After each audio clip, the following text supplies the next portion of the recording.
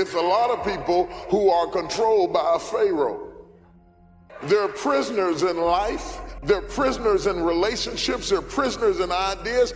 They are enslaved to a system from which they cannot be liberated, and they need a liberator that liberates us and sets us free. But freedom, my brothers and sisters, begins in the mind. Freedom begins in the mind. You can be free physically and not be free mentally. One of the great side effects that we struggle through is to embrace the internal freedom that we have externally so that we can go beyond barriers that seem to be fixed in our mind even when the door is open. I've seen people with open doors and never go through them. I've seen people stuck in ghettos and thinking about life, and what they're talking about is life in the ghetto.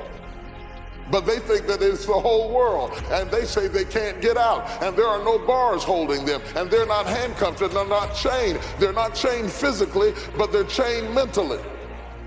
That's why if you can't afford to get your children out of ghetto, drive them out, take them on a visit, let them see that there's a world outside of the circumstances you're in, so that their thinking can be evolved and become big enough to embrace all that God has for them. The real challenge is getting my mind free. But as I'm free in my mind, I can change my circumstances. And a friend of mine said, you know when people change? And I said, no. He said, when they get to the point when they say, I've had it. I've had it. I can do better than this. He was in the hog pen. He was broke. He had lost everything. He was deranged and deprived and distraught. But the Bible said he came to himself in this deplorable situation. He came to himself. He didn't get any money in the mail. He didn't meet any fine person that built up his self-esteem. This was an inside job. He came to himself, said, wait a minute, I'm better than this. And the moment he made up his mind to get up, he got up. And I want to tell you something today. The moment you make up your mind to get up, you can get up. And no devil in hell, no system, no government, no power, no boss, no community, or anything else can hold you. Once you are free in your mind, you are free. The Bible says it is with the mind that we serve the Lord. This amazing piece of hard drive that God put in between our ears, and is so programmable and so impressionable that there is a constant war between good and evil for the code to be able to program your mind. There's constant war, constant conflict going on as to who gets into your database and who is going to program your mind. Because all that you will do or not do, have or not have, accomplish or not accomplish, will be a direct derivative of what's going on inside of your mind. For it says, as a man thinketh in his heart, so is he. Your thinking has all the world to do with where you are. Your attitude has all the world to do with your altitude. So if you don't get clear thinking on an issue, you won't be able to develop in that area. Most generally, when we talk about that warfare and dealing with the images in our mind, we generally think in terms of sin. But I want to challenge you to understand that you have more to deal with in the warfare in your mind than just sin. You have depression, you have fear, you have phobias, you have insecurities, you have unbeliefs. There are a whole lot of dysfunctional behaviors that were inherently passed on to us, but these are the reverberating consequences of an act of sin that leave you struggling in areas that people cannot see. Lay your hand on your head. Say, this is an awesome machine. I wonder if it's being underutilized. That's what makes us different than dogs and animals and birds and cats and spiders and alligators. That's what makes us different than all other life forms. The ability to think, the ability to use your mind, the ability to process ideas, and not just operate by instinct. You can order the entire process of your own life.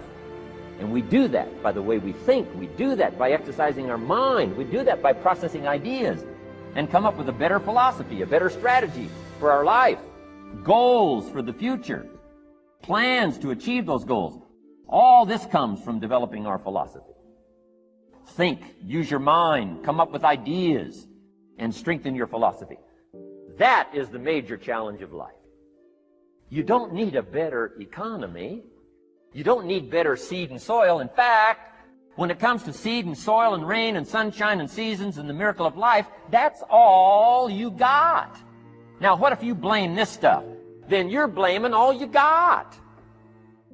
Guess what I had to do at age 25 in order to change my own future? I had to change my mind. I had to change my thinking. I had to change my philosophy. I was messed up on what was causing my problem. Once I got rid of that and started going for where the real problem was, which was me, I'm telling you, my life exploded into change. God may be giving you more to work with than what you are working with at this time. You may have far more megabytes and more things that you can potentially do than what you're doing right now. That's why I don't like to hang with low-thinking people, because they'll make you underutilize what God has given you. You need somebody to challenge you that you could be doing more than what you're doing right now. You could have more than you have right now. You could go further than you're going right now. And somebody's got to be bold enough to look you in the face and empower you to go into the enemy's camp and take back what he stole from you. Look at somebody and say, it's time for a change. What stops us from making the changes that we need in our behavior, in our situation, it's the mind. I understand that there are about 1 million what are described as sensory receptors in the brain. Sensory receptors in the brain. That through the brain sensory receptors we're able to gather and maintain data. About 1 million sensory receptors in your brain. Huge operation in your brain.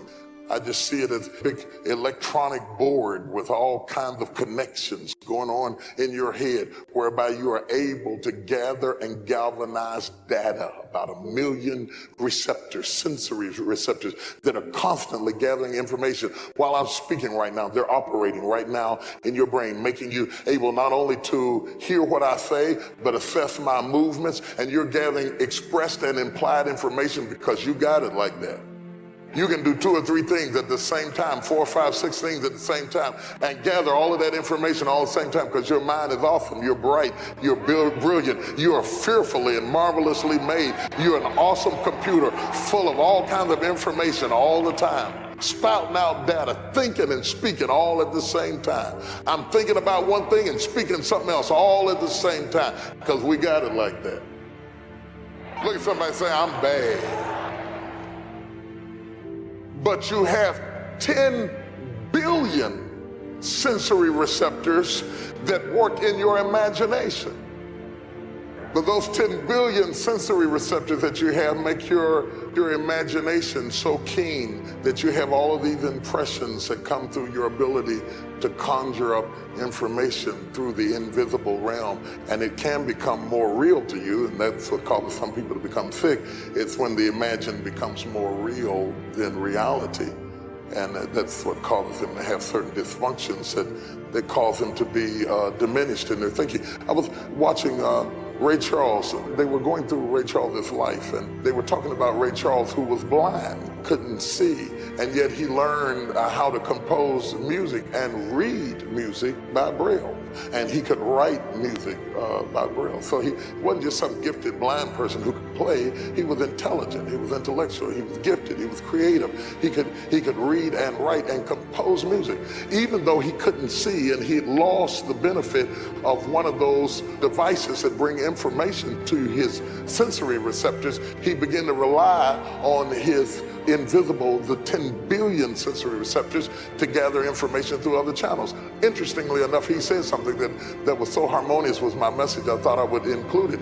He said that even though he had gone blind at 7, at 5 years old, he'd seen his brother drown to death in a small basin of water, and by 7 he'd gone blind, if I remember correctly. And by the time he was 12 or so, both his parents were dead. He was blind, he'd seen a murder, and his life was off and seemingly out of control, and music became an outlet for his spirit and for his soul. And he says, even though he couldn't see, he could hear the imagined music in his head so strongly that when he got ready to compose a piece, he says he didn't need a piano. He could compose an entire piece in his head because the accuracy of the music he heard in his head was more real to him than the music he played with his fingers. So what's going on in your head often can become more real than what's going on in your life. Well, how do we get this information? We get this information through conditioning, through imagination, through suggestions, through implications, and all of this affects who we are and how we function as individuals. Are you following what I'm saying? That's why you have to watch what you do with your eye gate and your ear gate and your mouth gate, because all of these are gates to the soul whereby the enemy, evil or wickedness or righteousness comes before you. And the images that you have seen have all the world to do with who you are right now. Are you following what I'm saying?